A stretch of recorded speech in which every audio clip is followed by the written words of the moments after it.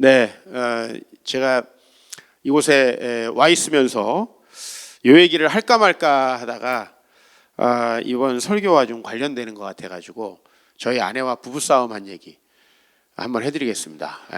상당히 공감하시는 분들이 벌써 얘기를 하지도 않았는데 벌써 흥미진진하게 제가 저희 그 아내랑 왜 이제 만나기 시작했냐면 순수하게 신앙이 참 좋아가지고 만났고 참 성품이 좋은 거예요.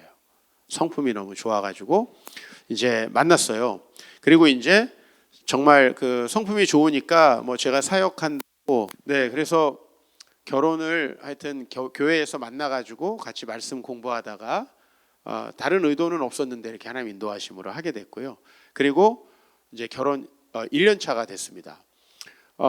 제가 이제 이 지난 쭉 만나서 교제하고 또 결혼할 때 저희들 사실 너무나 그 경제적으로 어려워서 뭐 결혼 사진 촬영도 안 하고 그 스튜디오 촬영 이런 것도 안 하고 저희는 그냥 그렇게 결혼을 했어요. 근데 같이 나랑 이렇게 살아주고 또 어디 한번 놀러 가본 적도 없이 이렇게 사역에만 미쳐 있는 그 전도사 강도사 목사가 되는 과정에서 제 옆에 함께 해준 게 너무 감사해가지고 제가 1주년 때는 뭔가 그래도 이벤트를 해야 되겠다 이렇게 이제 마음을 먹었습니다. 그리고 한 달쯤 전에 이번에 1박 2일로다가 안면도 아세요? 서해안에 안면도에 놀러 가겠다 이제 이렇게 약속을 한 거예요. 저희 아내가 평소에 이게 뭐 해외도 놀러 가고 뭐 어디 좋은 데도 가고 막 호텔도 왔다 갔다 했던 사람들은 안면도 뭐 이렇게 생각할 거 아니에요. 근데 단 한 군데도 어디를 간 적이 없어요. 저희 신혼여행 딱 2박 3일 제주도 간 거 빼놓고는 단 한 번도 어디를 간 적이 없으니까 저희 아내가 엄청 이제 기분이 좋았습니다. 엄청 기분이 좋고 이제 하루하루 기대를 하는 거예요. 근데 저희 결혼기념일이 이제 10월 3일인데 10월 3일 공휴일이죠. 그래서 이제 10월 2일 날 사역을 마치고 가야 되겠다 이제 이렇게 생각하는데 제가 사실 굉장히 싫어하는 게 두 가지가 있는데 뭐냐면은 밖에서 자는 거 첫 번째. 저는 집이 너무 좋아요. 밖에서 자는 걸 너무너무 싫어하고 두 번째는 차 막힐 때 운전하는 거. 이걸 굉장히 싫어하는데 안면도를 가려고 생각해 보니까 우선 밖에서 자야 되고 그 다음에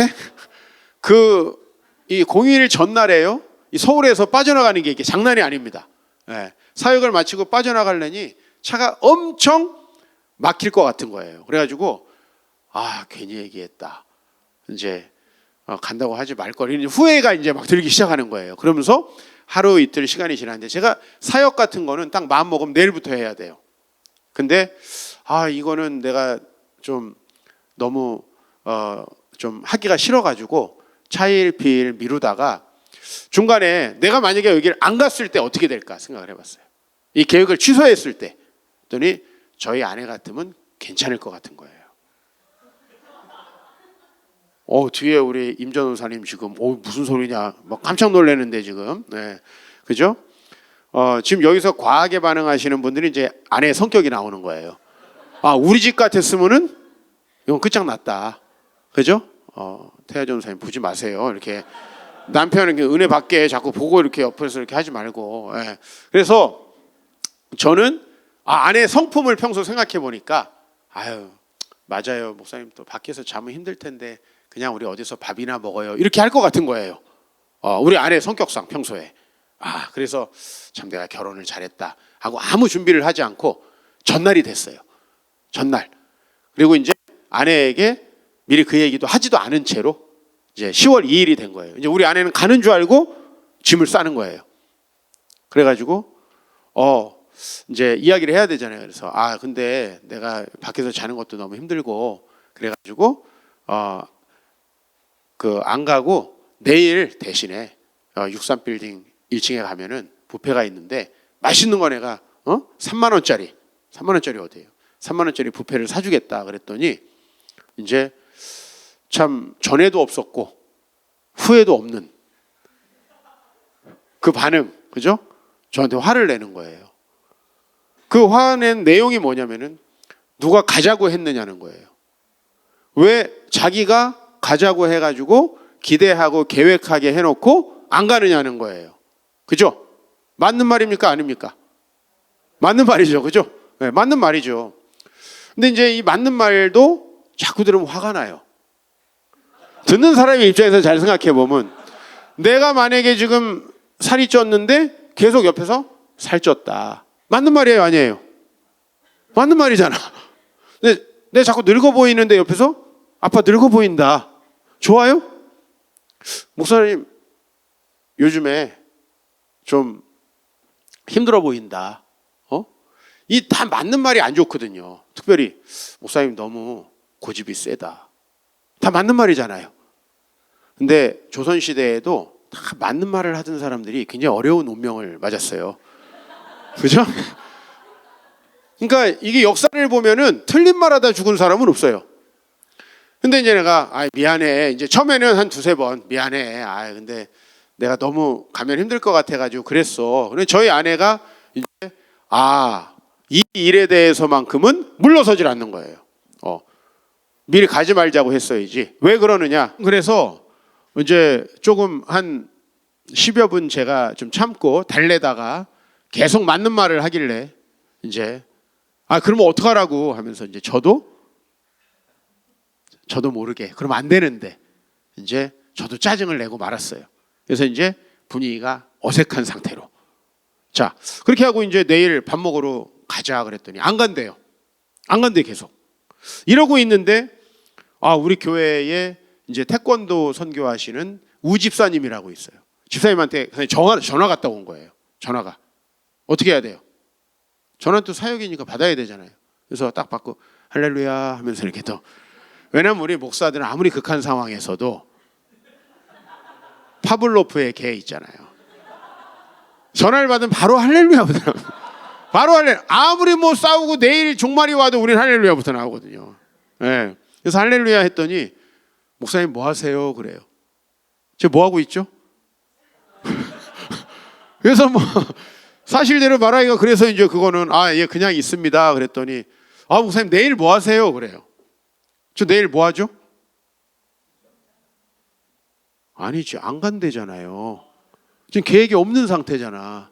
그래서 제가 특별한 일이 없습니다. 이렇게 왜 자꾸 이상한 소리가 나요? 이게 더 이렇게 가면 안 되는데 지금 이게 시나리오가 막 보여요 지금. 이게 더 가면 안 되는데 지금. 예. 그래가지고 예 별일 없습니다. 그랬더니 너무 잘 됐네요 하면서 목사님 내일 이제 총신대학교 양지 캠퍼스에서 4개 교회가 모여가지고 축구 시합을 하는데 목사님 꼭 가셔야 된다는 거예요. 야유부터 하지 마시오. 얘기를 끝까지 설교를 끝까지 듣고 얘기를 해야죠. 네, 이럴까봐 내가 안 하려고 그랬는데 네, 그래서 얘가 이제 이렇게 흘러간 거예요. 딱 그 타이밍에 정확히 전화가 와가지고 그래서 꼭 같이 가셔야 된다고 그래서 예, 어떻게 하면 되나요? 그랬더니 아침 6시에 픽업을 하러 온다는 거예요. 알겠습니다 하고서는 이제 전화를 끊었어요. 그리고 이제 그 냉랭한 분위기로 하룻밤이 지나갔습니다. 아침에 몰래 이제 장비를 챙겨가지고 차를 픽업 받아가지고 갔어요. 갔더니 또 축구 시합이 한 경기가 아니에요. 3경기. 4교회가 풀리그로 하루 종일 하는 거예요. 축구 끝나고 이제 또 그냥 헤어질 수 없잖아요. 또 삼겹살 먹고 뭐 이러다가 이제 저의 첫 번째 결혼 기념일이 끝났습니다. 근데 우리 아내가 착해요. 지금까지 살아주고 있어요. 지금까지. 그리고 그날 하여튼 제가 못 간다고 했을 때 좀 화를 내다가 이제 그 다음 수업부터는 화를 안 내고 잘 풀고 살고 있습니다. 착하죠? 그죠? 예. 우리 아내가 나보다 착하다 생각하시는 분들은 회개하시고 착해지시기 바랍니다. 아멘을 지금 남자분만 했어요.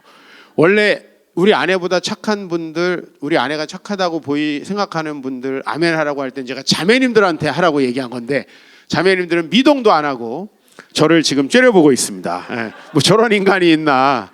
예, 어제 사랑해 안 한다는 사건에 이어서 아마 저의 이제 또 흑역사가 될 것 같은데 제가 이 얘기를 왜 했냐면은 이 말씀과 연관돼서 한 거예요. 말씀과 연관돼서. 사실 저희 아내가 뭐를 제일 싫어하는가라는 걸 제가 그날 알았어요. 되게 착하고 웬만하면 이해해주고 정말 좋은 사람이에요. 근데 자기가 기대했던 게 깨지면 그거는 참 힘들어 하는구나. 우리 아내가 그 정도 화를 내면은 이건 진짜 힘들어 하는 거예요. 진짜 힘들어 하는 거. 웬만한 거는 다 이해해주고 넘어가는 사람인데, 그래서 제가 이 말씀을 묵상할 때마다 그때 생각이 납니다. 사람이라는 게 자기 계획이 참 깨질 때 힘들어 하는구나. 저희 아내가 또 굉장히 좀 마음 상해할 때가 있었는데 2019년도에 저희 아내가 이제 박사학위를 받았어요. 결혼하자마자 아이 셋을 낳고 30살이 돼가지고 이제 그때부터 공부를 시작해가지고 이제 박사학위를 받았는데, 박사학위를 딱 받은 해에 한 5학교 정도에서 이제 강의 의뢰가 와가지고 2019년도 2학기부터 강의를 하게 돼 있었어요. 근데 이제 그 해에 그 강의를 하고 이제 새로운 사역을 할 기대에 꽉 차 있는데, 국가에서 강사로 학교에서 누군가를 초빙할 때는 4대 보험을 해줘야 된다라는 법이 통과가 됐어요. 그러니까 학교에서 4대 보험을 다른 데서 하고 있는 사람만 강사로 뽑는 거예요. 원래 취지는 강사들이 생활이 잘 안 되니 4대 보험을 해줘라. 근데 세상이 그렇게 순수하지 않잖아요. 그죠? 우리 모두가 함께 일해서 공평하게 나눠 먹자 그러면 우리 열심히 일해요, 안 해요? 안 해요. 그게 공산당이 보여주는 거잖아요. 그죠? 그래서 이제 모든 학교가 강사 중에서 다른 데에 직업이 없는, 4대 보험이 없는 사람을 다 강의해서 배제를 시켜가지고 저희 아내도 강의를 못하게 됐어요. 근데 그때도 참 힘들어 하더라고요. 기대했던 것들이 깨지니까. 그래서 저는 그때 그렇게 아내한테 얘기했어요. 아니, 힘들게 이렇게 공부를 했으니까 한 학기 쉬라고 하시는 거다. 그러니까 쉬어라. 쉬고 좀 하나님이 다른 길을 인도하시는 거를 또 봐라. 했더니 알겠어요. 하지만 속상해하는 거예요. 근데 하여튼 그 말을 듣고 그 학기에 쉬었는데요, 정부가 회계를 하고 2개월 후에 새로운 법을 하나 통과시킨 게 뭐냐면, 모든 강사들, 박사학위 소지자들을 연구비를 매달 100만 원씩 지원하는 또 법을 또 통과시켜가지고 일을 하나도 안 하고 1년 동안 1,200만 원을 정부 지원금을 받게 됐습니다. 그래서 한 학기 쉬면서 돈도 받고, 결론적으로는 이렇게 되는 일이 있다라는 거예요, 우리 삶에. 사실은요, 저와 여러분들이 하나님의 나라가 우리에게 임한다라고 고백할 때 또 주님만이 왕이십니다. 아까 우리 고백했잖아요. 그죠? 그 말은 무슨 말이냐면, 내 생각과 내 계획대로 내 삶을 이끌어가지는 않겠다. 내지는 조금 더 적극적으로 말하면 내 삶과 내 계획, 또 내 뜻과 내가 하고자 하는 욕망들이 내 삶에 개입되면 그것은 우리에게 그렇게 좋지 못하다라는 걸 고백하는 거거든요. 사실은 우리의 계획이 있으면 하나님의 계획이 서지 못하는 것이죠. 그게 너무 당연하지만 사실 우리가 가장 속상한 게 뭐냐면 내 계획이 깨지는 거예요. 여러분, 특히 자기 계획대로 어렸을 때 착착 공부하고 착착 결혼하고 착착 취직하고 착착 자기 커리어 관리하시는 분들, 사실 자기 계획 깨어지는 거 못 견딥니다. 저도 그런 종류의 사람이 있거든요. 근데 지금 저는 예수를 믿으면서 상당히 무계획적인 인간으로 변했어요. 왜 그러냐면, 하나님께서 저에게 34살의 개척으로 부르셨는데, 여러분, 제가 그거를 계획해서 했겠습니까? 34살에 개척해야지 하고 했겠어요? 전혀 예상치 못한 일이었는데요, 시간이 지나 보니까 그때 개척한 것이 정말 하나님의 뜻이었다는 걸 알겠고요. 제가 첫날도 말씀드렸지만 저는 저희 아내랑 만나서 결혼하려는 생각이 없었어요. 어떤 분들은 흑심을 품고 성경 공부를 해가지고 제가 우리 아내를 양육해가지고 뭐 결혼을 했다, 뭐 이렇게 잘못 알려져 있는데, 사실 제 마음에 결혼하고 싶은 사람 따로 있었다고 제가 말씀드렸잖아요. 그죠? 어차피 뭐 이제 이미지 관리할 것도 없어요. 이제 마음대로 생각하세요. 뭐 저는 뭐 그런 놈이니까 예. 근데 하나님이 전혀 계획에 없었던 저희 아내와 자연스러운 만남을 통해서 저희를 가정으로 이끌어 주셨고요. 사실 뭐 제가 첫날에 우리 막내 아들 입양한 얘기도 했지만, 저는 이런 어떤 것도 제 삶에, 제가 천국에 갈 때 하나님 참 감사합니다. 제 인생에 이렇게 아내를 주셔서 감사하고, 이렇게 개척하게 해주셔서 감사하고, 이렇게 사역하게 해주셔서 감사하고, 이 모든 일들이 사실은 제가 계획한 일이 하나도 없어요. 그리고 제가 계획하고 제가 생각했던 일들은 다 사실 악한 것이었음을 제가 고백하지 않을 수 없습니다. 제가 무슨 엄청 악당도 아니고 뭐 마약 판매하는 사람도 아니잖아요. 제 계획은 남들이 봤을 때는 되게 평범한 계획들입니다. 그러나 우주를 다스리시는 하나님이 이 땅을 구원하시고자 할 때 우리 한 사람 한 사람의 욕망과 계획이 개입되면 거기는 하나님 나라가 서지 못한다. 오늘 여러분 우리가 말씀 가운데에서 초대교회 이야기를 봅니다. 사도행전의 1장에서 12장까지는요 베드로를 중심으로 사역하던 초대교회 이야기예요. 근데 그 초대교회 하면 여러분 어떤 생각이 납니까? 초대교회 하면 이미지가 좋아요, 나빠요? 좋죠, 그죠? 초대교회는 항상 교회가 원형을 회복하자고 할 때 나오는 교회거든요. 제가 어렸을 때 이제 저희 아버지가 여러 군데 목회를 하셨는데 이제 그 중에서 오산이라는 데서 목회하실 때 오산시 연합회 집회가 있었어요. 1년에 한 번씩 어떤 목사님 모셔가지고 오산의 모든 교회가 함께 부흥회. 그래서 이제 제가 그때에도 이 오산의 좀 큰 교회에서 그 부흥회를 할 때 갔는데 거기에 쫙 플랜카드가 있는 거죠. 초대교회로 돌아가자. 그죠? 이 초대교회로 돌아가자. 중세 때 교회가 타락했을 때도 초대교회로 돌아가야 된다. 요즘에도요. 수련의 주제로다가 또 목사님들의 컨퍼런스 주제로다가 초대교회로 돌아가자는 이야기를 되게 많이 하거든요. 그 초대교회는 되게 좋은 교회고 또 이상적인 교회잖아요. 그럼 여러분 그런 좋은 교회 하면 우리가 두 가지가 저는 떠오릅니다. 첫 번째는 사람들이 자기의 소유를 팔아서 가난한 사람들에게 주어서 그 안에 가난한 자들이 없었다 이렇게 기록하거든요. 이거 너무나 놀랍게 아름다운 공동체 아닙니까? 그래서 전 일반 대학을 나왔는데 대학교 2학년 때 경제학 원론이라는 수업을 이제 교양으로 들었어요. 전 되게 힘들더라고요. 경제학 그쪽으로는 잘 안 맞더라고요. 근데 그 경제학 원론 수업 때 선생님이 미국의 어느 경제학자의 소유의 역사라는 책을 읽고 이제 리포트를 내주셨어요. 근데 그 소유의 역사에 예수님과 그 초대교회 시대가 챕터가 따로 나와요. 그리고 그때가 바로 가장 원시적인 형태의 공산사회였다. 이렇게 나오는 거예요. 근데 그 공산사회가 어느 독재자가 재산을 다 뺏어가지고 한 겁니까? 그거는 안 되는 거죠. 그건 정말 우리가 가장 혐오하는 정치 체제죠. 독재 체제. 근데 예수님은 그렇게 한 게 아니라 초대교회는 그냥 예수님을 믿는 마음으로 순수하게 자신들의 물건을 내고 함께 서로 소유를 나누면서 살았잖아요. 초대교회 하면 저는 그게 제일 먼저 떠오르거든요. 그게 2장과 4장에 기록되어 있습니다. 그죠? 그 다음에 이제 3장, 5장 이렇게 보면 어떤 내용이 있냐면 이 사도행전에 초대교회가 전도하면서 여러 반대에 부딪힙니다. 반대에, 그죠?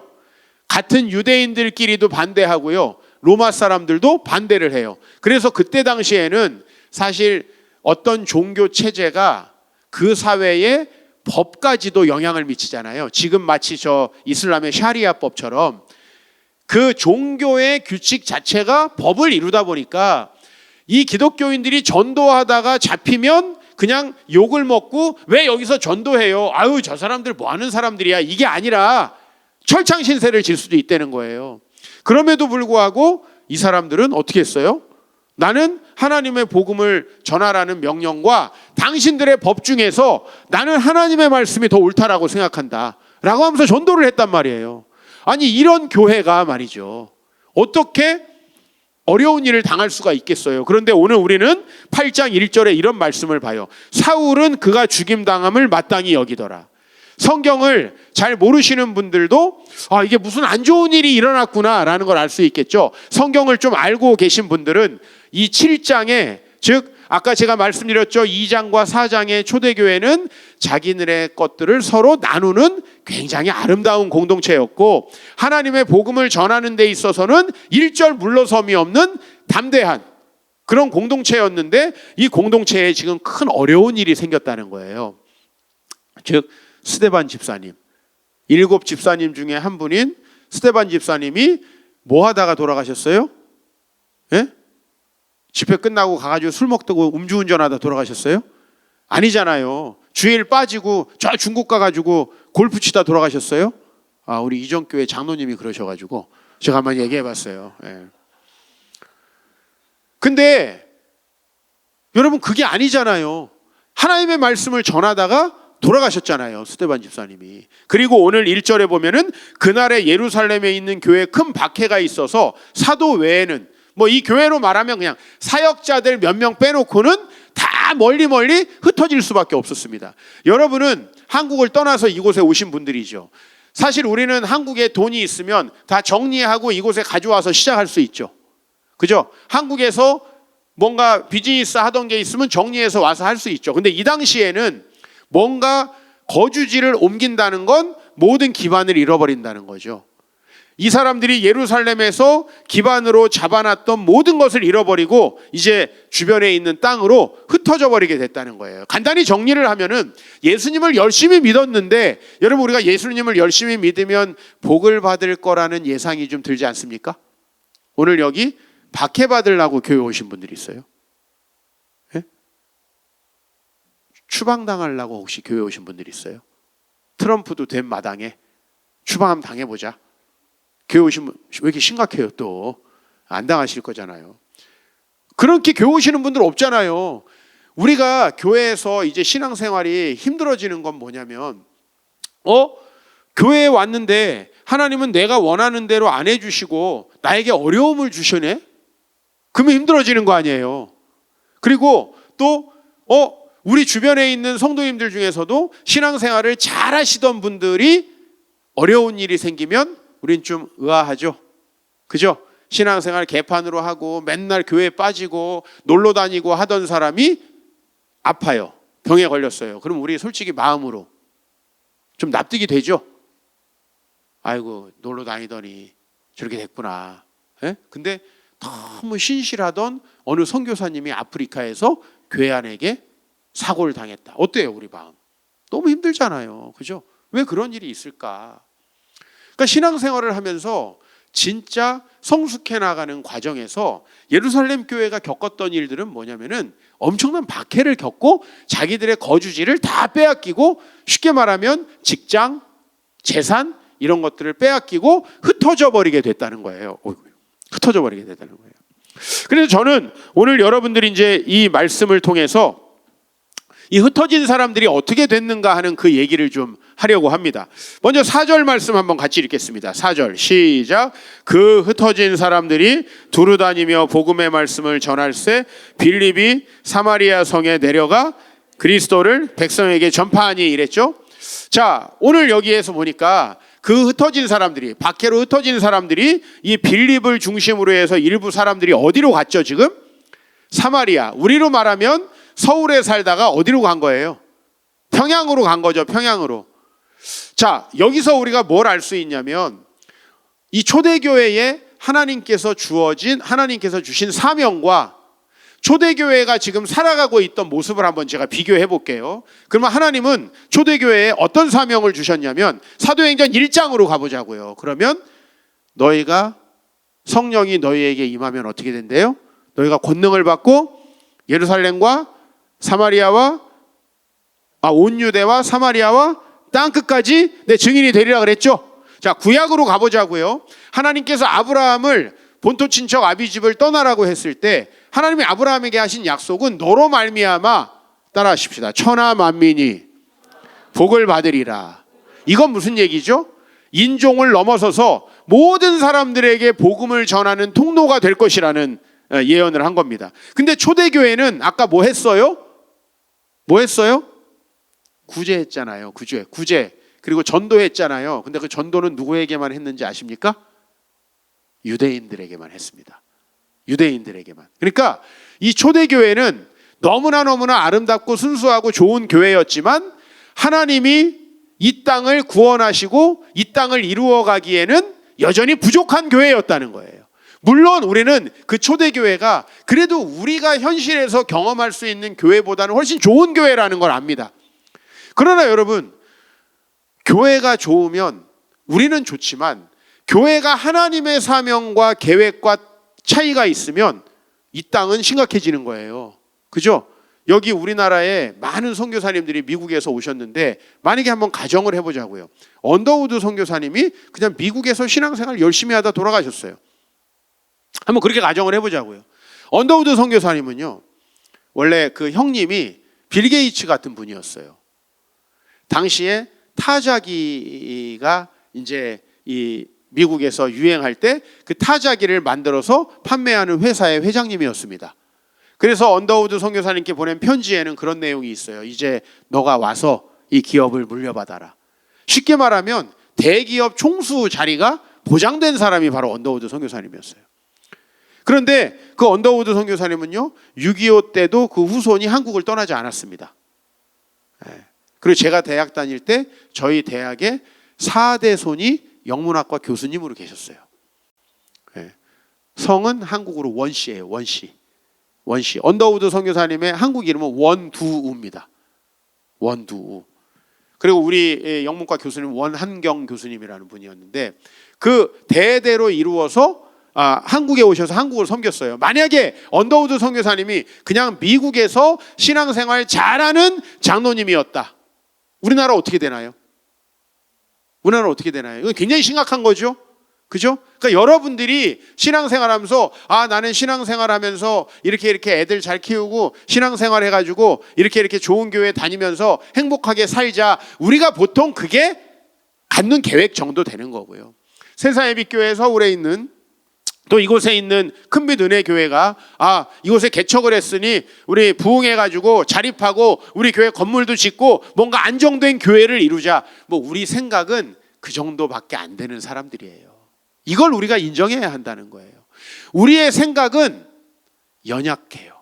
하나님의 계획을 다 품지 못해요. 그래서 하나님은 오늘 이 예루살렘 교회를 흩은 겁니다. 예루살렘 교회가 계획하고 사마리아 선교했나요? 아니죠. 그죠? 예루살렘 교회는 자기들끼리밖에 선교하지 못했다는 거예요. 그래서 오늘 빌립이 사마리아 성에 갔는데 가서 말씀을 전파하니까 아무도 안 믿을 줄 알았거든요. 근데 생각보다 너무 많은 사람들이 예수를 믿고 놀라운 역사가 일어나는 겁니다. 그래서 이 일이 너무 신기해가지고 베드로와 요한이 진짜 사마리아 사람들이 예수를 믿는가 하고 가봤어요. 여러분, 진짜 뭐가 믿기 힘든 일이 있으면 가보시죠. 가봤다고요. 사마리아가 예수를 믿을 거란 생각도 못했어요. 그러면은 이미 예수님께서 승천하시기 전에 하신 약속, 너희가 온 유대야 사마리아와 땅끝까지 내 증인이 되리라는 무엇이며 구약에 지금까지 장구하게 약속된 메시아를 통해서 하나님 나라가 이 온 세상에 이루어질 것이다. 너로 말미암아 천하 만민이 복을 받을 것이다 라고 하는 계획은 전혀 이루어지지 않는 거죠. 사람들은 인간을 긍정합니다. 근데 여러분, 인간을 긍정하는 사상이야말로 세상에서 가장 악한 사상이라는 걸 여러분 아세요? 여러분, 공산주의야말로 인간을 가장 긍정한 사상입니다. 칼 막스의 사상을 보면은, 그 공산당 선언을 보면은 인류가 역사상으로 경제가 발전하고 유럽의 자본주의가 발달하면서 얼마나 문제가 있었는지를 조목조목 잘 이야기를 합니다. 그 부분에 있어서 완전 탁월해요, 공산당 선언이. 근데 그 뒷부분에 프롤레타리아가 혁명을 이루어서 새로운 세상을 만들어야 된다. 근데 그 프롤레타리아가 혁명을 이루어서 모든 것을 국가 소유로 하니까 모두가 잘 사는 세상이 왔습니까? 아니면 모두가 일 안 하는 세상이 왔습니까? 모두가 일 안 하는 세상이 왔죠. 그게 바로 인간이라는 겁니다. 여러분, 그래서 사실은 공산당을 주장했던 사람들은 전부 다 자신들의 뜻을 이루고 권력을 얻기 위해서 그 주장을 한 거지, 진짜 좋은 세상을 만들기 위해서 그 주장을 한 것이 아니라는 것이 지금 만천하에 20세기에 드러났죠. 중국의 연변에 갔습니다. 근데 연변에 조선족들이 하는 얘기가 있어요. 이렇게 두만강을 사이에 두고요, 북한이고 여긴 중국이에요. 사실 거리가 몇백 미터 차이가 안 납니다. 그런데 등소평이 개혁 개방을 해가지고 중국의 사유재산을 딱 인정해주고 나니까 똑같이 중국이나 북한이나 전부 다 가을에도 추수할 게 없었대요. 그 전까지는. 근데 사유재산을 딱 인정해주고 나니까 중국 쪽에는 갑자기 가을에 막 곡식이 넘치는데 강 건너 북한은 여전히 아무 곡식이 없더라는 거예요. 여러분, 이것은 우리가 사유재산을 가져야 되는구나, 이걸 증명해 주는 거예요? 아니에요. 인간은 악하다라는 걸 증명하는 거예요. 아담 스미스가 그 정말 국부론이라는 책에서 얘기한 게 뭐예요? 빵집 아저씨의 자비심이 아니라 빵집 아저씨의 부자가 되려는 욕심이 우리에게 맛있는 빵을 먹게 한다라는 거죠. 그게 인간이라는 거예요. 그래서 애덤 스미스의 국부론과 칼 막스의 자본론은 두 가지 아주 위대한 책이에요. 그런데 현실에서는 항상 누구의 책이 더 말이 됩니까? 애덤 스미스 국부론이 말이 되는 책인 거예요. 왜냐하면 인간이 얼마나 악한가라는 걸 애덤 스미스는 정확히 읽고 책을 쓴 거예요. 근데 칼 막스는 부자들은 악하고 가난한 사람들은 착하다. 이런 개념을 썼어요. 그죠? 실제 그런가요? 성경이 무슨 얘기를 하죠? 성경은 모두가 악하다. 남편은 항상 악하고 아내는 나쁩니까?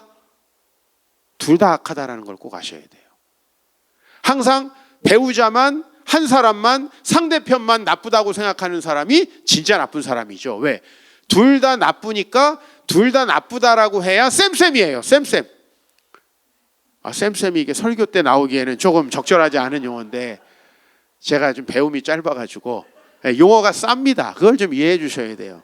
이게 쌤쌤이에요. 그런데 항상 내로남불이죠, 인간은.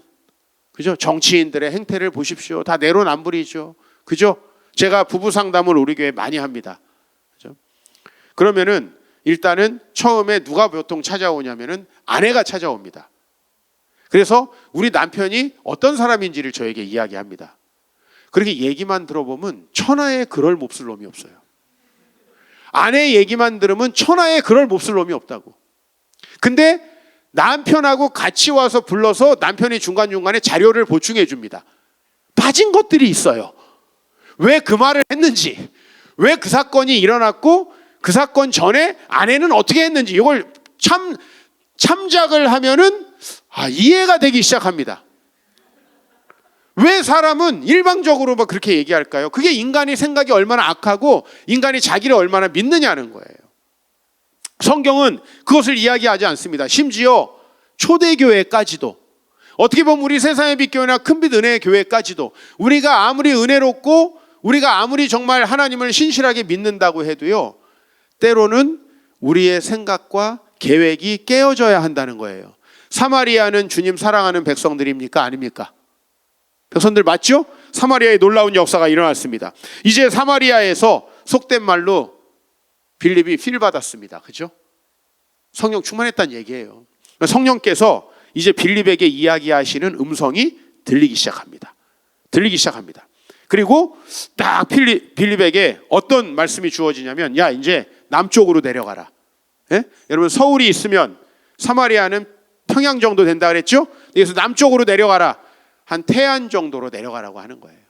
서쪽으로 이렇게 내려가라고 하는 거예요. 근데 거기 가다 보니까 거기에 누가 있냐면요, 여러분이 잘 알고 있는 에티오피아 내시가 있습니다. 이제 피부 색이 아예 달라요. 아까 사마리아 사람들은요, 솔직히 같은 민족이죠? 말도 같은 말을 씁니다. 그런데 피부색도 똑같은데 옛날에 둘로 나눠져 가지고 저거 아수르에 망해 가지고 나쁜 민족이라는 거예요. 그래서 둘이 사이가 안 좋았습니다. 그러나 같은 민족이에요. 그런데 이제는 아예 에티오피안, 피부 색깔이 다른 북아프리카 사람이 있는 거예요. 에티오피아 내시라고 여러분이 알고 있는. 근데 이 사람은 단순히 내시가 아니라 정확하게 여기 명칭은 이렇게 돼 있어요. 에티오피아 여왕 간다게의 모든 국고를 맡은 관리인. 이건 뭐냐면 재경부 장관 정도 되는 사람인 거죠. 그러니까 그 국가에서 적어도 의전서열 3위, 4위 정도 되는 아주 높은 사람입니다. 근데 이 사람이 빌립을 만났는데요, 뭘 하고 있냐면 이사야 두루마리를 읽고 있습니다. 이거는 두 가지를 증거합니다. 이 사람이 굉장히 부유한 사람이라는 거. 그 당시에 누군가가 성경책을 가지고 있다. 그죠? 구텐베르크 아저씨가 나오기 1500년 전이에요. 그러니까 이때에 누가 성경책을 가지고 있다라고 하면 이 사람은 대단한 사람이죠. 왜? 그걸 전부 다 누군가가 필사를 해가지고 그거를 하인들이 갖고 다녀야 되는 거예요. 네. 이런 식으로 갖고 다니는 게 아니고. 그래서 신약 성경의 기록을 보면은 모든 것을 읽어주게 돼 있는 형태로 편지가 써 있어요. 우리는 그거를 잘 모르지만 다 회람하면서 글을 모르는 사람한테 읽어주는 형태로 돼 있다고요. 근데 오늘 여기 보니까 이 피부 색깔도 다른 에티오피아 사람이 구약 성경을 가지고 이사야 53장을 읽으면서 뭐라고 물어보냐면, 여기 나온 이 우리를 위해서 고난받는다고 예언된 이분이 도대체 선지자 자신을 말하는 거냐, 예수님을 말하는 거냐. 여러분한테 질문하면은요, 그런 거 처음 보는데, 우리 그렇게 얘기할 수도 있잖아요. 이사야 53장이 있었어? 뭐 그런 얘기할 수도 있잖아요. 근데 오늘 이렇게 얘기한다는 건 뭐냐면은, 이미 아주 오랜 전통의 에티오피아에도 뭐가 있었어요? 하나님을 믿는 사람이 있었다는 걸 얘기하는 거예요. 아주 오랜 전통에. 유대인들은 지금 자기만 믿고 있다고 생각하는 거예요. 이게 얼마나 자기중심적이에요. 백인들만 자기중심적이 아니에요. 이게 얼마나 자기중심적입니까? 근데 역사를 거슬러 올라가 보니, 예전에 솔로몬 왕 때 많은 사람들이 솔로몬과 결혼을 했죠. 그죠? 그리고 솔로몬의 자녀들이나 유태인의 태생인 사람들이 전 세계에 흩어졌어요. 이건 어떤 계획인지 아세요?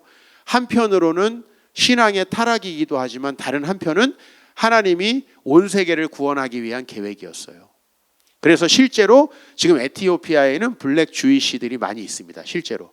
그리고 그 블랙 주이시들은 지금도 이스라엘 가면, 그 국적 받기 어려운 이스라엘, 분명히 모계가 유태인인 게 증명돼야 시민권 받을 수 있거든요. 네. 이 이스라엘은. 근데 에티오피안들은, 주이시들은 다 이 피부색이 검은데도 불구하고 시민권을 받습니다. 그 역사가 예수님이 오시기 이미 900년쯤 전부터 시작되고 있었던 거예요. 그 에티오피아에 하나님을 아는 사람의 후예가 누굴 믿고 싶은 거죠? 구약 성경에 나온 메시아를 믿고 싶은 거죠. 너무 깜짝 놀라는 사건 아닙니까? 생각지도 못한 일이 벌어지는 거죠. 여러분으로 말하면 예수 절대 안 믿을 것 같은 사람이 지금 성경책 질문을 하는 거예요. 예? 정말 예수라면은 학을 떼던 사람이 정말 이제 조금 있으면 어떤 역사가 일어나요? 사울이 변화되는 역사가 일어나잖아요. 하나님이 하시는 일은 놀라운 거예요. 그래서 오늘 이 사람들은 자기들의 생각이 다 깨집니다. 자, 34절 보니까, 그 내시가 빌립에게 말하되 청컨대 내가 묻노니 선지자가 이 말한 것이 누구를 가리킴이냐라고 얘기하죠. 그죠? 이 정도 되면 전도하기 너무 쉽지 않아요? 정답 예수님 세례받자, 이렇게 하면 끝나는 거예요. 너무 쉽잖아요. 여러분, 이스라엘 사람들이, 유대인들이 왜 전도 안 했냐면, 유대인들 이외에는 하나님을 모를 거라고 생각했고요, 유대인이 아닌 사람들은 하나님을 안 믿을 거라고 생각한 거예요. 그 편견을 하나님 지금 깨시고 세계 선교를 이루어 가고 계시는 거죠. 근데 그 편견은 어떻게 깨졌어요? 이스라엘 백성들이 흩어지면서 깨진 거예요. 만약에 초대교회가 예루살렘에서 계속 행복하게 성전 건축하고 있었으면요, 이 예루살렘 교회는 선교 감당 못합니다. 그죠? 때로는 이해할 수 없는 일이 있다는 거예요. 그래서 빌립이 입을 열어 이 글에서 시작하여 예수를 가르쳐 복음을 전하니, 제가 요 35절 굉장히 소중히 여기는 본문이거든요. 여러분이 성경 공부를 할 때 구약을 중심으로 신약을 풀어가는 게 가장 완벽한 해석법이거든요. 왜? 구약을 이루신 분이 예수님이니까. 그 방법으로 지금 빌립이 복음을 전하고 있고, 36절, 이 사람 성격 급합니다. 우리 이기범 목사님만큼이나 성격이 급해. 급해. 길 가다가 물이 있는 곳에 이르러 내시가 말하되 보라 물이 있으니, 보라도 있는데 여기, 보라 물이 있으니 내가 세례를 받음에 무슨 거리낌이 있느냐 하면서, 이때 우리가 떠오르는 속담 있잖아요. 떡 본 김에, 그렇죠. 약간 교회에서 하긴 그렇지만은, 근데 물 본 김에 뭐 하는 거예요? 세례예요. 강 본 김에 세례 받는 거예요, 그냥. 그래서 세례를 받았습니다. 여러분, 여기서 어떤 역사가 있었을까요? 2010년대에 이제 이스라엘 정부가 큰 위기에 빠졌습니다. 이스라엘은요, 이 이스라엘이라는 나라의 주이시와 난 주이시 비율에 굉장히 민감합니다. 아마도 여기 미국도 백인들과 유색인종 비율에 민감할 겁니다. 근데 주이시들은 정말 민감합니다. 근데 2010년에 이게 뒤집어졌습니다. 네. 주이시와 넌 주이시의 비율이, 난 주이시가 더 많아졌어요. 그랬을 때 어떤 특공 작전을 했냐면, 여러분 유튜브나 인터넷 찾아보면 나옵니다.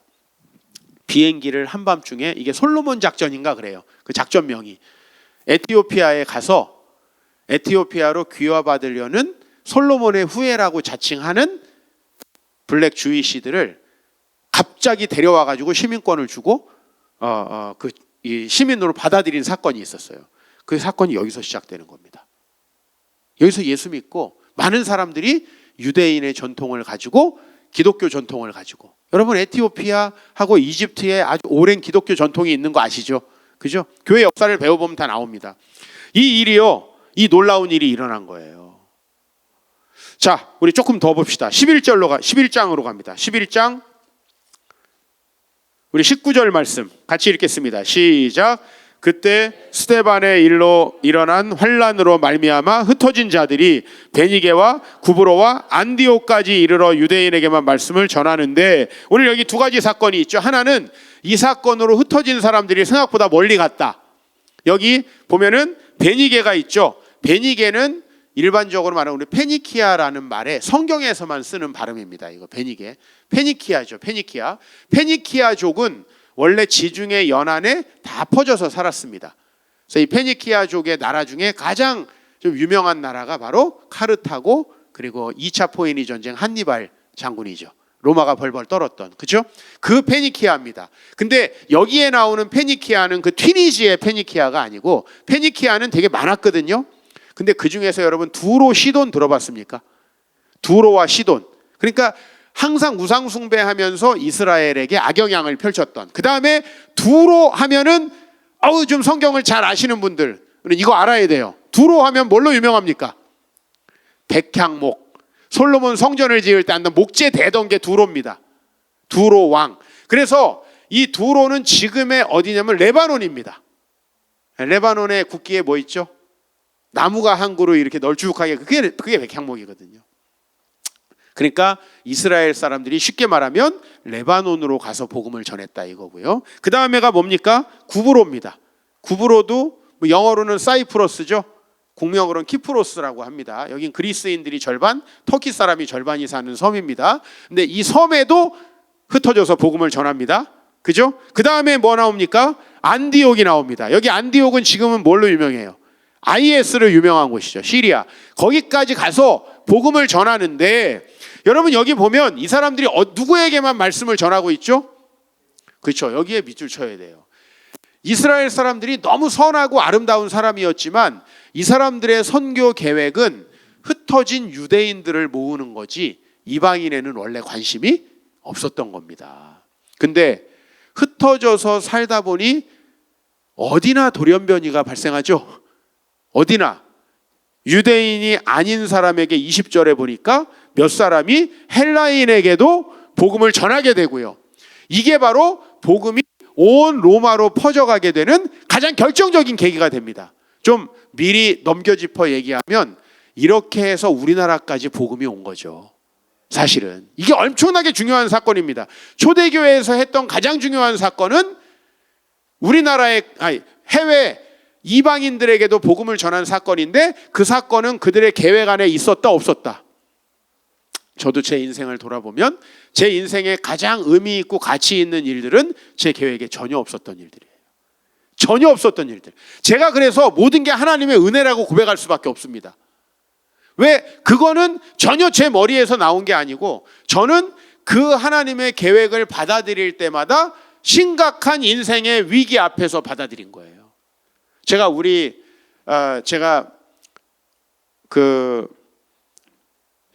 주님 앞에 목회자로 서원하게 된 건 제가 첫날 얘기했듯이 3죄 들으셨죠, 그죠? 제가 그런 여러 가지 어려움을 겪고 주님밖에 없구나 하고 주님께 헌신했죠. 그 다음에 제 아내를 만난 건 그 전 자매한테 무참하게 까이고, 이것도 뭐 성경적인 용어는 아닌데 하여튼 까이고 군대 갔다가 와가지고 정신 차리고 제 아내를 만난 거죠. 그죠? 제 계획이 다 깨졌기 때문에 생긴 일이에요.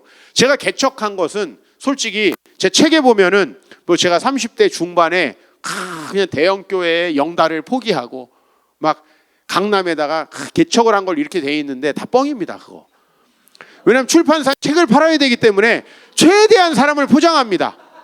다 거짓말이에요. 사실은 개척할 마음이 이만큼도 없었고 큰 교회에서 호의호식 하고 있었습니다. 솔직히 얘기해서. 근데 그렇게 쓰면 안 되잖아요. 그죠? 모든 여러분 프로필 아무도 믿지 마세요. 그리고 프로필 사진도 절대 믿으시면 안 돼요. 부사 보고 소개팅 나가면 됩니까? 안 됩니까? 100% 깨집니다. 이거보다 상당히 안 좋은 사람이 나올 거라고 예상을 하고 있어야 됩니다. 예상을 하고 있어야 돼요. 저도 그런 사람입니다. 정말 큰 교회에서 제가 여러 가지 권한들을 얻다 보니까 내가 여기서 내 나름대로의 야망을 좀 이뤄봐야 되겠다 하고 있었습니다. 그런데 2005년 2월에 명절 때 저희 아버지 교회에 이제 아버지 집에 오랜만에 또 방문을 했죠. 근데 아버지가 되게 몸을 가려워하시고 눈이 좀 노래요. 아, 황달이 있는 거예요. 근데 황달이라는 게 되게 여러 원인으로 생기잖아요. 아유, 가장 가벼운 거였으면 좋겠다 하고 이제 그 주일이 지나고 아버지를 제 아는 장로님 병원에 모시고 갔는데 황달 중에 가장 월스트 케이스. 예, 암 때문에 담도가 꽉 막혀가지고 모든 그 담즙이 몸 전체로 퍼져 있는 상태인 거예요. 정말 그때 제가 겪었던 이 정신적인 충격이라는 거는 정말 그 상상할 수 없는 것 같아요. 그래서 그냥 그날부터 철야기도에 들어간 거예요. 그리고 내 마음이 그때는 하나님이 죽으라 그러면 대신 죽을 수도 있는 마음이 된 거예요. 그죠? 그 마음으로 딱 기도했더니 하나님이 다 내려놓고 새로운 교회를 세우려는 거예요. 다 내려놓고. 여러분 멀쩡한 정신에서 말씀하셨으면 들렸을까요? 안 들렸을까요? 여기 하나님 말씀이 잘 안 들린다는데 왜 안 들리는지 여러분 아세요? 내 마음에 내가 꽉 차 있는데 하나님 말씀이 어떻게 들립니까? 우리 형제분들 야구 보고 있는데 아내가 얘기하면 들려요? 안 들려요? 지금 뉴욕 양키스랑 보스턴 하고 있어 지금.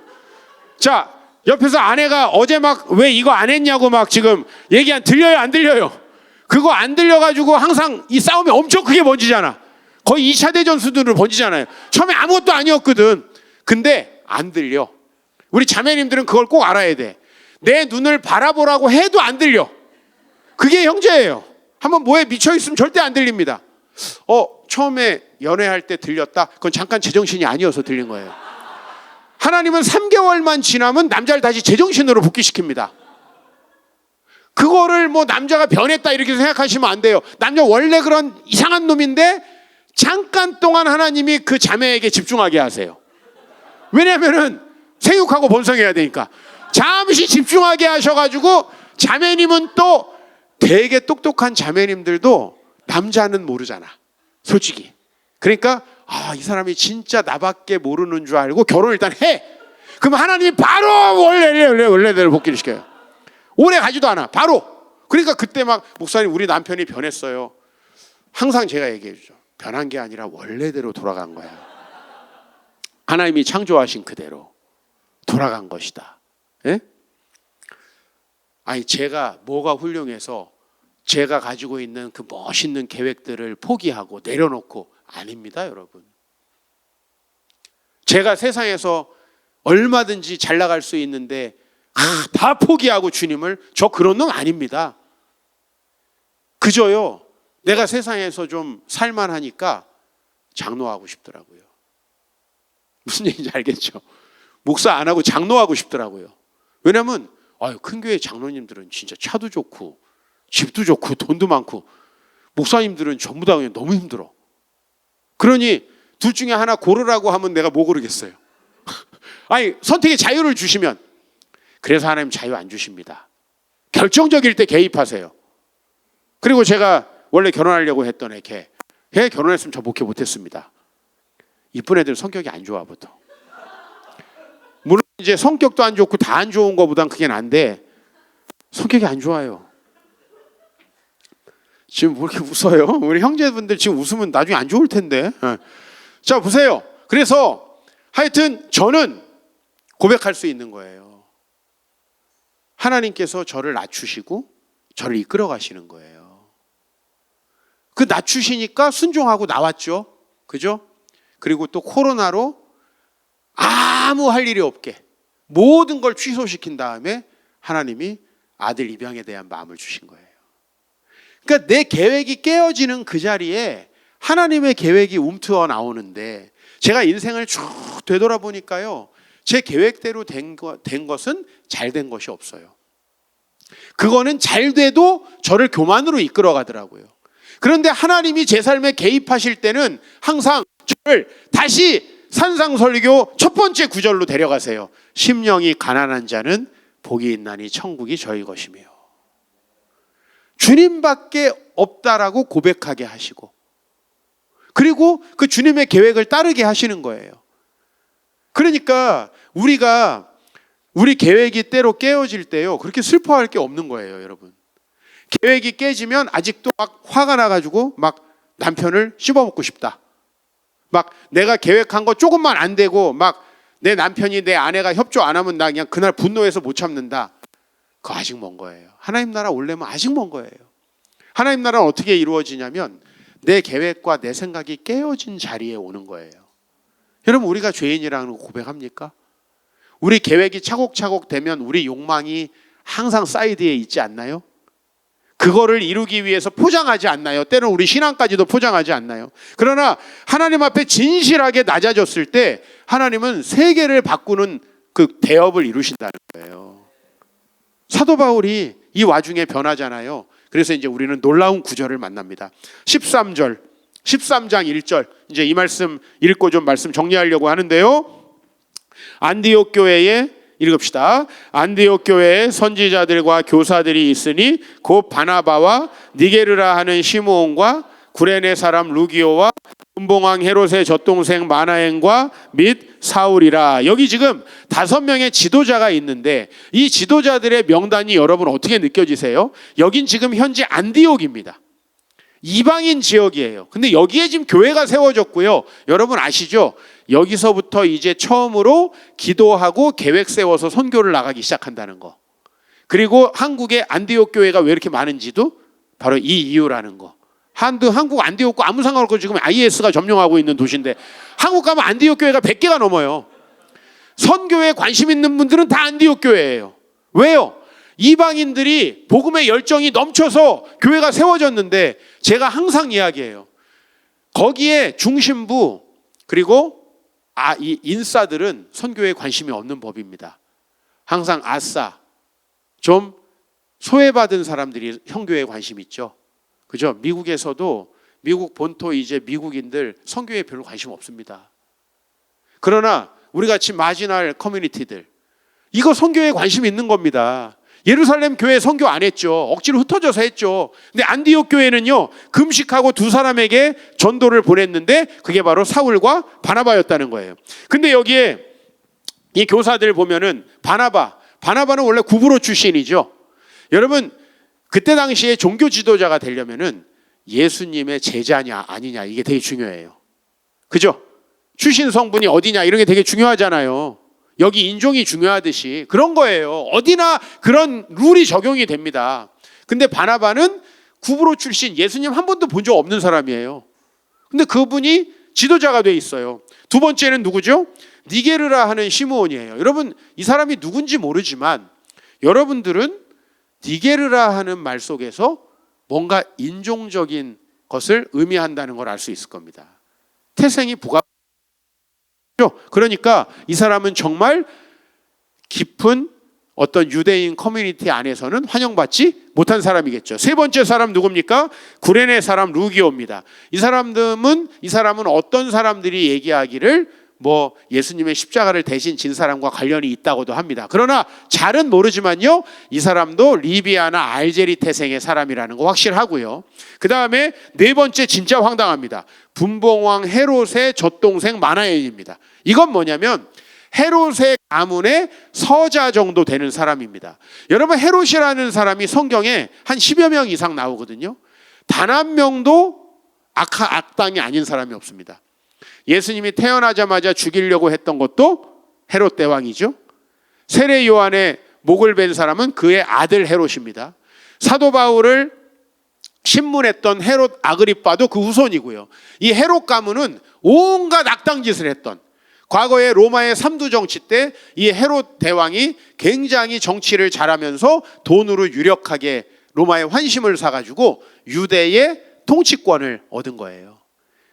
그래서 그 나라를 정치, 하나님과는 멀어지게 만든 장본인이 헤롯이라는 사람이죠. 근데 헤롯 가문에서 누가 나왔어요? 교회의 종교 지도자가 나왔다는 거죠. 있을 수 없는 일이. 그리고 마지막에 누구예요? 우리는 사울 드디어 나오는구나, 선교사님 그러지만 이때 사울은 누굽니까? 지금 아까 거꾸로 돌아가서 8장에 모든 예수 잘 믿던 사람들 핍박하고 죽이고 온 세상으로 쫓아냈던, 그러니까 이 사람은 태생 선교사야. 선교를 다 가게 만들고 자기도 가. 오늘 이게 동심원으로, 그죠? 그게 선교 가게 하는 건지 몰랐겠죠, 본인은. 그러나 모든 사람을 선교 보냈어요. 선교 동원가로서의 사도 바울. 예루살렘을 초토화시키면서 선교 동원. 그리고 자기도 횟가닥에서 이제 선교를 갑니다. 저는 사도 바울이 왜 일평생 목숨을 바쳐 선교했냐? 사도 바울이 죽인 사람이 몇 명이에요? 사도 바울은 선교를 쉴 수가 없어. 좀 선교를 쉬고 있으면 스데반 집사님이 나타나. 나 힘들다, 아프다, 너 때문에 나 죽었다. 바로 일어나서 저는 선교해야 돼요. 그죠? 사도 바울은 선교에 최적화된 사람이에요. 구약은 완벽하게 아는데 예수는 몰랐던 사람. 그럼 예수만 알게 되면 어때요? 완벽한 학자가 되는 거죠. 그가 많은 성경을 쓴 것은 우연이 아닙니다. 여러분, 이렇게 해서 이제 선교가 시작되는 겁니다. 사도행전에 가장 중요한 건 성령께서 온 세상에 복음을 전하셨다는 거거든요. 자, 계획대로 전해졌습니까? 아니면 이 예루살렘 교회가 모든 계획이 깨어지고 흩어졌기 때문입니까? 여러분의 인생에 가장 의미심장한 일들은 여러분의 계획대로 이루어지지 않습니다. 솔직히 여러분의 마음을 점검해 보십시오. 그리고 우리 이 목사님도 제가 공항에서 처음 만나서 들은 얘기는 원래 중국에 선교하러 가려다가 여기로 왔다는 거예요. 이런 분들이 목회를 잘하는 겁니다. 미국에 원래 계획 세우고 막 10년, 20년 준비한 분들은 하나님 많습니다.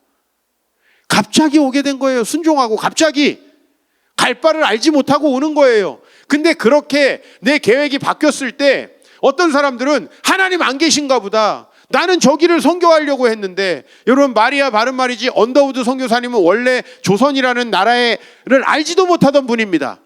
그런데 중국 선교사가 어느 날 와가지고 조선이라는 나라가 있는데 그 나라에 가야 된다고 하는데 그 말씀이 마음에 꽂히죠. 그래서 계속 조선 갈 사람을 찾다가 없어가지고 온 거예요. 이건 모든 것이 하나님이 강권하는 일은 이렇다는 거예요. 우리가 생각하면 항상 우리의 합리성이 들어가잖아요. 어떤 사람은 목사님, 그럼 우리 생각도 하지 말고 아무 생각 없이 그냥 막 살아야 됩니까? 그게 아니죠. 저도 그렇게 막 살고 대충 살고 엉망진창으로 산 사람은 솔직히 아닙니다. 그러나 제가 쭉 돌아봤을 때 제가 만약에 제 상식으로 살았다면 그냥 제 명예와 제 자신을 높이는, 좀 제 자신의 커리어를 관리하는 그 정도의 목사가 됐을 겁니다. 그러나 많은 사람에게 공감을 얻게 되는 그 모든 사건의 시작들은 전부 다 제 계획이 깨졌기 때문이에요. 이제 그래서 저는 계획이 깨져도 하나도 슬프지 않습니다. 오히려 기대가 됩니다. 여러분, 계획이 깨졌을 때 하나님께 기대하는 사람하고 계획이 깨진 다음에는 교회도 안 나오고 하나님께 삐진 사람하고 누가 더 잘 되겠습니까? 코로나가 왔습니다. 코로나가 이제 시작되고 2년이 지난 즈음에 어떤 교회 청년부에서, 이제 서울에 있는 좀 큰 청년부에서 말씀을 전해달랍니다. 그래서 목사님과 사전 미팅을 했습니다. 목사님, 어떤 말씀을 전할까요? 일반적으로 100명에 한 95명은 목사님 전하고 싶은 말씀 마음껏 하시면 됩니다, 이렇게 얘기하거든요. 근데 때가 때이니만큼 그분이 저에게 분명한 미션을 주셨어요. 목사님, 저희 교회 청년 중에 한 명은 2020년에 전문대학에 입학을 했는데 학교에 한 번도 가지 못하고 이번에 졸업했습니다 하면서 얘기를 시작하는 거예요. 제 지인 목사님의 딸은 2019년에 이제 뉴욕으로 유학을 갔다가요, 한 학기 만에 돌아와가지고 3학년 2학기까지 집에서 수업을 했습니다. 방에서 뉴욕대학 수업을 들으면 유학하는 거예요? 아니에요? 좀 이게 정확하게 규명을 해야 될 것 같아요. 그죠? 또 제 지인 한 분은 날짜도 기억나요. 2020년 2월 16일 냉면집을 오픈하기로 하고 몇 개월 전부터 계약해서 준비를 하고 있었습니다. 그리고 코로나가 왔습니다. 그렇죠? 코로나 때 여러분은 뭐 하고 계셨나요? 저는 코로나 때 2020년이 저에게는 만 14년이 지난 해였습니다. 그래서 이제 정말 좀 쉬어야 되겠다 하고 저는 미국행 표를 다 끊어놨었어요. 네. 그리고 취소 비용만 날리고 제가 52주를 우리 교회에서 설교한 첫 번째 해가 됐습니다. 52주 우리 교회에서 매일 설교한 게 2020년이 제가 처음이에요. 개척하고 15년 만에. 저는 그때 그럼 뭐 했냐? 저는 느낌적으로 이제 어느 정도 기대가 됐습니다. 저는 비록 쉬고 싶었고 저는 비록 나가고 싶었지만 하나님은 다른 계획이 있으셨던 거죠. 그 계획이 뭘까에 대해서 기도하기 시작했습니다. 제일 먼저 하나님이 저에게 주신 마음은 코로나가 시작되자마자 제가 예전에 써놓고 정리하지 못했던 원고, 좀 청년들이 하나님을 의심하고 요즘에 또 이 포스트 모던 물결에서 진리를 거부하는 이 흐름이 얼마나 강해요. 예수님을 한낱 인간으로 보려고 하는 이런 사람들의 유튜브가 얼마나 많아요. 그래서 제가 거기에 대해서 변증하는 책을 쓰려고 이제 원고를 준비해 놨는데 이거 정리를 해야 되잖아요. 정리할 시간이 없었는데 그 정리해서 책을 낸 게 이제 제가 제일 먼저 한 일입니다. 믿고 싶지만 믿어지지 않는 이에게. 앞으로 아마 여러분들 읽게 되실 겁니다. 그리고 두 번째는 이제 여러분들이 이번에 서양 고정 관통 꼭 여러분 보시기 바랍니다. 진짜 책값 이상은 확실히 할 겁니다. 저 책에 대해서 제가 2020년 2월부터 원고를 쓰기 시작했다는 겁니다. 근데 저 계획은 미리 어떤 연구소에서 의뢰받은 건데 저는 원래 A4 용지 2장씩만 쓰려고 그랬습니다. 그러면 제가 쓴 모든 원고를 더해도 한 권도 안 나와요. 근데 그때 딱 하나님께서 이때를 위해서 준비시키셨구나. 아무 일정이 없이 매일매일 교회 가서 기도하고 책 보는 것밖에 할 게 없어요. 그죠? 성도님들도 많이 못 모이잖아요. 그래서 매일매일 책을 읽고 묵상하고 글을 쓰는 일을 했는데 그것을 30개월 하다 보니까 저 책이 나왔습니다. 저건 제가 아무리 생각해도 제가 뭐 몇 년 감옥에 들어가 있던지 이렇지 않으면 쓸 수 없는 책입니다. 근데 제가 매달 A4 용지 15장씩 원고를 썼습니다. 이렇게 두꺼운 책을 다 읽고 그거를 30개월 반복하니까 정말 지칠 정도로. 근데 그거 코로나 아니었으면 제가 어떻게 하겠습니까? 그리고 이제 세 번째 하나님께서 저에게 주신 사건은 저희 교회가 여러 봉사를 합니다. 여러분들도 홈리스 뭐 이런 사역들 토요일 날 하시는 걸로 알고 있는데 저희 교회는 처음 교회가 생길 때부터 그런 활동들을 열심히 했습니다. 그러다 보니까 참 주변에 여러 다양한 사회에서 소외받는 분들을 위해서 사역하는 분들의 인맥이라는 게 생기잖아요. 근데 제가 아는 분 한 분이 한국 입양 홍보회라고 여기 캘리포니아 LA에 있는 한국에서 이제 부모님이 일찍 돌아가시고 고아가 돼가지고 이쪽으로 보육원에 살다가 정말 입양이 되게 돼가지고 미국에서 나사에 다니시면서 꽤 성공한 장로님이 한 분 계세요. 그분이 이제 한국에다가 조금 더 입양을 활성화하기 위해서 한국 입양 홍보회라는 걸 세웠습니다. 스티브 모리슨이라는 장로님인데 언젠가 여러분도 뵙게 될 수도 있습니다. 그 장로님이 만드신 기관에서 입양 홍보 업무를 감당하는 아는 분이 저한테 한 아이 사진을 보냈습니다. 입양을 해달라, 홍보해달라 이런 게 아니었고요. 이 아이가 위탁 가정에 있는데 혹시 이 아이를 키울 부모님이 계신지 한번 알아봐 주십시오 라고 저에게 뜬금없이, 제가 평소 같았으면 여기 가고 저기 가고 뭐 하느라 바빠가지고 아마 잊어버렸을 겁니다. 근데 그 사진이 남아요. 그 사진을 가지고 기도하기 시작했어요. 왜냐면 하나님이 저를 이제 미국에 못 가게 했으니까 뭔가 하실 일이 있을 거 아니에요. 기도하는데 계속 하나님께서 마음을 주세요. 그러면서 제 마음에 딱 떠오르는 게 제 아내가 저하고 결혼하기 전에 평생 버킷리스트 기억하지 못하고 있다가 안면도도 못 갔는데 이거 어떻게 해주겠어요. 제가 기억 못하고 있다가 기억이 나는 거예요. 하나는 선교지에 가서 1년간 봉사하고 싶다. 이게 이제 저희 아내 버킷리스트에 하나 있었고 다른 하나는 입양이라는 게 있었어요. 근데 이제 우리가 아마 자녀들도 셋 키우고 충분히 준비됐다고 생각하셨던 것 같아요. 하나님이 그 사진을 주신 다음부터 그 마음을 너무 강하게 주시는 거예요. 근데 그와 더불어서 한쪽에 이제 두려움과 도전들이 있는 거예요. 입양을 하면 생길 여러 가지 어려움들에 대해서 주변 사람들이 또 얘기하게 하시고 영적 싸움이 제 안에 있었습니다. 그리고 한 2개월 정도 기도하는데 결론은 내가 알 수 없지만은 하나님이 마음 주시면 하나님이 책임지신다. 뭐 우리가 어떻게 다 알고 합니까? 그래서 그냥 하나님 앞에 결심하고 이제 아내한테 이야기를 했어요. 아내한테 이제 일주일 정도 후에 긍정적인 답을 받고 그 다음에 아이들 세 놈도 또 받아야 되잖아요. 그래서 이놈들은 그냥 말하면 안 해줄 것 같아가지고 속초에 데려가서 회를 사주면서 이제 아빠가 이런 계획이 있다 그랬더니 이미 우리 집 어린이집 수준이다. 애들이 많고 힘들다 우리 교회. 또 우리 둘째 우리 동생도 4명이에요. 저희도 이제 3명이었고 근데 아빠가 굳이 한다면 그냥 뭐 우리는 따르겠다 이렇게 해가지고 우리 아들이 12월 24일 크리스마스 전날 우리 집에 오게 됐습니다. 그리고 이제 그 아이가 지금 현재 거의 4년이 돼가고 있는데요. 너무 감사한 건 뭐냐면 사실 누군가 가족이 된다는 게 법적으로 호적에 올라온다고 가족이 되는 건 아니잖아요. 그죠? 정말 그 아이가 그 생면부지의 아저씨를 만나가지고 나를 정말 아들로 느껴야 되지 않습니까? 그죠? 근데 그러기에 그 시간이 너무 좋았던 시간인 거예요. 아빠가 매일 집에 있어요. 지금 우리 애들은 내가 한국에 있는지 미국에 있는지 잘 모릅니다. 왜냐면 들어왔다 나갔다 계속 하니까 엄마 또 나갔어? 어느 날 아빠 왔네? 이래요. 우리 애들은 하도 나가니까. 제가 그랬으면 우리 아들이 그 막내 아들이 저를 어떻게 아버지로 인식하겠어요. 아무 데도 못 나가고 그 아들이랑 2년을 집에 맨날 있는 거예요. 그리고 처음으로 가족들 여행을 일부러 갔어요. 우리 아이들 4명을 데리고. 그러니까 전국의 고속도로가 다 뻥뻥 뚫려 있어요. 전국의 휴양지, 호텔 뭐 다 우리를 위해서 다 비어 있어요.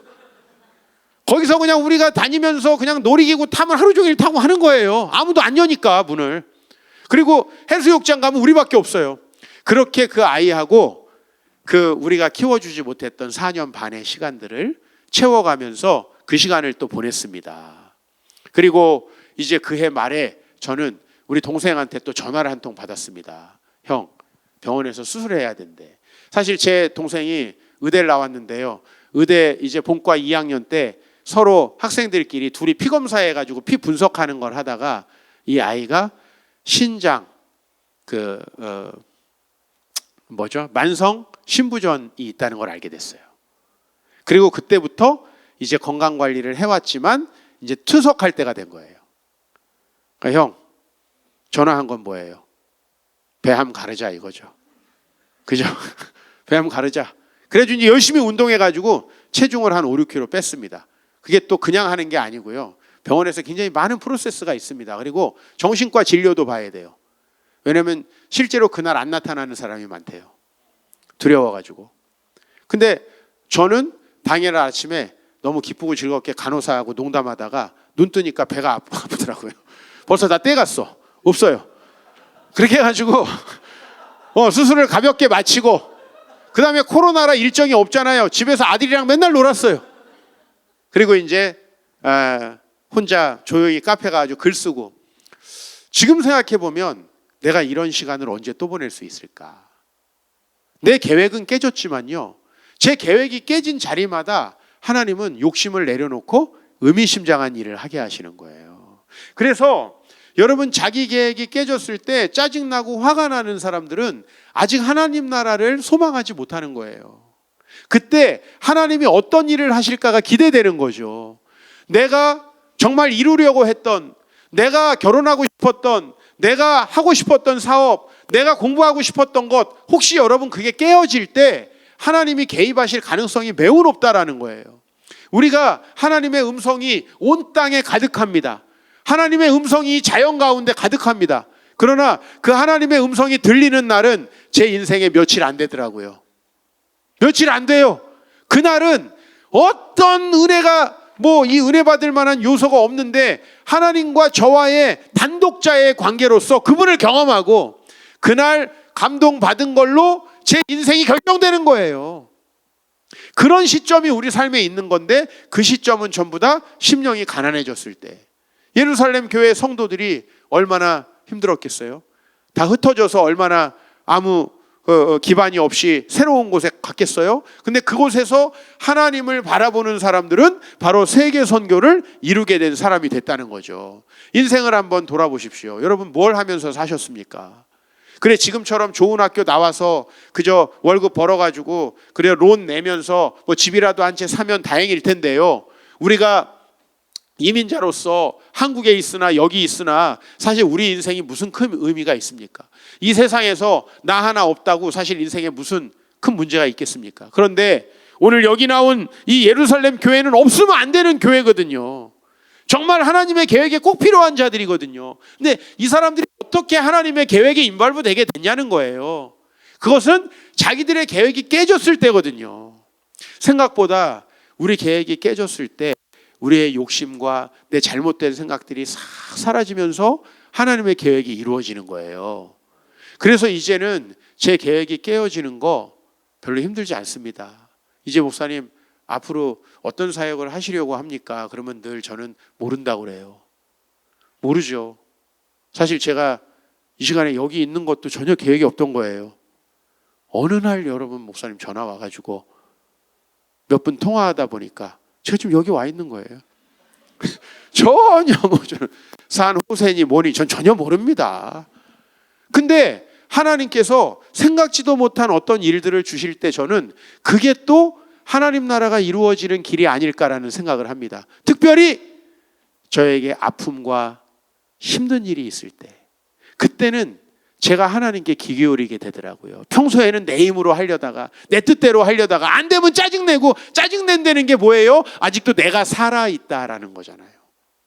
근데 어느 날 내가 더 이상 울 힘도 없고 짜증날 기력도 없고 분노가 안 날 때 하나님이 나를 완전히 정복하고 계시는 거예요. 그리고 그 시간에 여러분이 이 기도의 루틴을 지키고 계시다가 그 어느 날 하나님이 여러분을 만나면요, 여러분은 지상을 살다가 이제 천상을 살게 되는 거예요. 그게 하나님의 나라가 되는 거거든요. 그래서 제가 우리 아내랑 얘기합니다. 우리 인생에 가장 잘한 일이 뭘까? 우리 정말 쓸데없는 짓 많이 하고 살았어요. 근데 이 아이에게 둥지를 마련해주고 이 아이에게 엄마 아빠가 되게 해준 거, 우리 아이가 저에게 아빠라고 부를 때마다 무슨 생각이 드냐면요, 내가 없었으면 얘는 힘들 때 누굴 불렀을까? 예? 여러분 예수 안 믿는 사람들 힘들 때 뭐 합니까? 알라신 부릅니까? 부처님 부릅니까? 뭐 천지신명을 부릅니까? 너무 불쌍하지 않나요? 예? 정말 아무것도 없는데 주님도 없으면 우리 인생 뭐가 되나요? 근데 정말 하나님을 만나기 전에 육신의 부모도 없는 그 아이가 얼마나 안타깝고 불쌍해요. 근데 아빠라고 할 때 제가 옆에 있을 때 얼마나 감사하고요. 저는 그냥 우리 아이들이 짜증나고 버릇없이 하면은 그걸 잘 못 참았던 사람이에요. 근데 우리 성도님들이 전부 다 목사님 너무 변했다는 거예요. 목사님 이걸 어떻게 참습니까? 우리 아들이 짜증으로는 대한민국에서 상당히 알아줄 정도로 짜증을 부립니다. 일어나면서부터 짜증을 부려요. 일단 만져주면 만진다고 짜증내고 놔두면 또 어디 갔냐고 짜증냅니다. 이놈이 이러면서 이제 밥을 딱 차려놓으면 냄새를 맡아요. 개띠인지 뭔지 모르지만 냄새를 맡아요. 물도 냄새를 맡아. 그래서 냄새가 좀 안 좋으면 안 먹어요. 또 우라통이 터지다가 마음속에 하나님 주시는 위로가 있어요. 그게 뭐냐면 제가 상담사에게 들었던 말씀이에요. 아이가 우리 두 분을 부모님으로 여기기 시작하면은 음식 투정을 할 것이고 짜증을 낼 것입니다. 생각해 보니 여러분 부모님에게만 짜증내지 않아요? 우리 자매님들 부모님에게 진상 아마 엄청 부리면서 사셨을 거예요. 그죠? 있는 진상 상진상 꼭 딸을 낳으셔야 돼요. 자매님들은 무조건 결혼해서 딸을 낳아야 돼요. 그래가지고 그걸 다 받아야지 천국에 갈 수 있어. 그 죄를 다 받아야 돼. 오만 진상 부리고 지는 딸 안 낳고 나 그거 안 된다고 생각하는 사람이에요.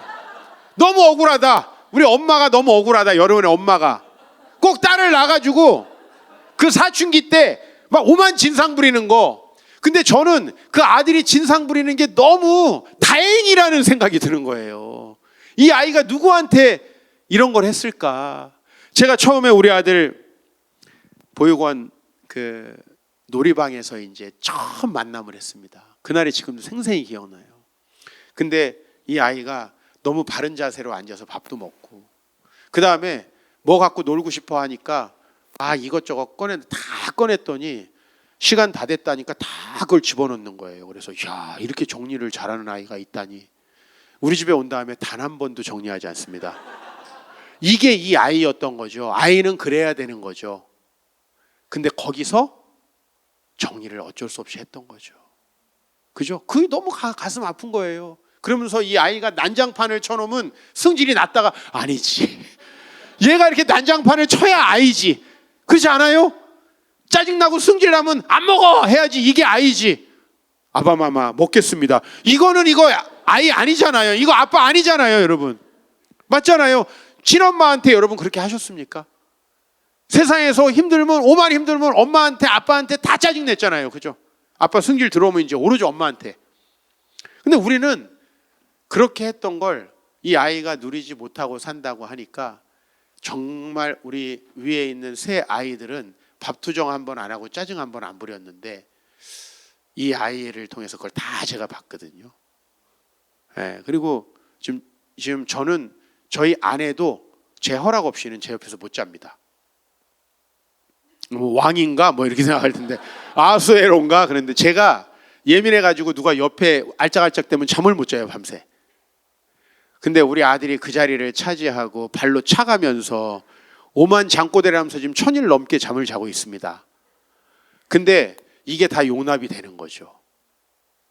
그러면서 참 저는 사실은 가난하게 살았지만 그냥 교회에서도 사랑받고 늘 이 세상에서도 엘리트라고 인정받고 살았는데 제가 세상에 가장 하나님께서 돌보라고 하는 고아의 시선으로 이제 세상을 보기 시작하는 거죠.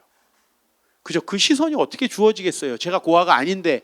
근데 우리 아들이 고아다 보니까요, 고아의 시선으로 세상을 보게 되는 거죠. 저희 교회에는 장애인 부모님이 또 몇 분 계시는데 그분들은 또 장애인의 시선으로 보는 거죠. 이번에 다니엘 기도회라는 집회가 있었는데 거기 또 저랑 친한 목사님, 또 저희 킹덤 처치 같이 공부하는 목사님이 이번에 강사로 섰습니다. 그분은 아내가 시각장애인이세요. 그러니까 시각장애인의 눈으로 교회를 보는 거예요. 그래서 제 모든 책도 다 시각장애인 점자책으로 다 지금 바꿔놨어요. 시각장애인이 읽을 수 있게. 이게 그 놀라운 퍼스펙티브 아니에요? 그죠? 그래서 이 모든 것이 어떻게 저의 삶에 이루어졌냐? 저는 악독하고 성질 더럽고 여러분 뭐 최악의 남편으로 이미 딱 각인이 됐잖아요. 저는 그런 사람입니다. 근데 제가 만약에 조금이라도 하나님께 영광을 돌리고 산다면 그거는 제 계획이 깨어진 그 자리에 그 가난하고 정말 힘겨운 마음을 제가 가지고 있을 때 하나님 거기 개입하신 거예요. 군대에서 만나주시고 그 다음에 정말 가난하고 힘들 때 만나주시고 아버지가 정말 사경을 헤매실 때 저를 만나주시고 정말 코로나로 뭘 해야 될지 고민하실 때 저를 만나주시고 근데 그럴 때마다 제가 요새는 생각해요. 제 삶에 만약에 코로나가 없었다면 우리 아들도 없는 거잖아요. 서양 고종관통도 없는 거잖아요. 어떡하죠? 제가 그때 살아있어 봤자 뭘 했겠습니까? 저는 여러분들이 이제 여러분 비운다는 게 뭐냐? 하나님의 계획이 이루어지도록 여러분들이 왕좌에서 내려오는 거죠. 그걸 하면 놀라운 일이 일어나는 거죠. 우리 죄 때문에 이 세상에는 많은 가슴 아픈 일이 일어나고 때로는 우리 어리석음 때문에 또 여러 가지 일들이 일어나죠. 그러나 여러분 너무 슬퍼하지 마십시오. 그리고 그런 일이 있을 때마다 기도의 자리로 나아오십시오. 그리고 하나님께서 혹시 나에게 말씀하시는 게 없는지 들어보십시오.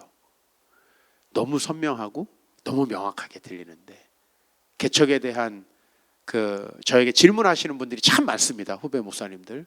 저는 그 바로 2005년 2월 저희 아버지 딱 3개월 시한부 진단받고 병원에 입원시켜드리고 와가지고 밤 12시부터 기도하던 그 순간 너무 선명하게 들리는 거예요.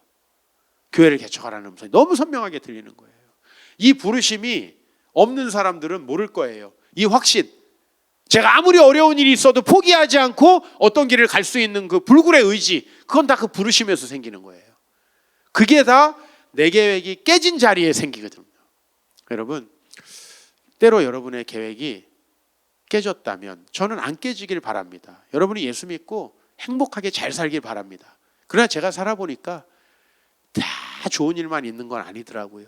그러나 그 안 좋은 일 속에 뭐가 있냐면 주님의 계획이 싹 들어온다는 거죠. 그래서 우리가 평소 같았으면 절대 할 수 없는 그 일, 평소에 우리의 이 완악함으로는 절대 감당할 수 없는 일, 평소 같았으면 절대 들을 수 없는 주님의 음성을 듣게 되고 그 몇 차례의 경험이 여러분의 인생을 바꾸는 거거든요. 그런 축복이 있길 바랍니다. 주님의 나라가 이루어지는 길, 우리가 주기도문에서 기도하잖아요.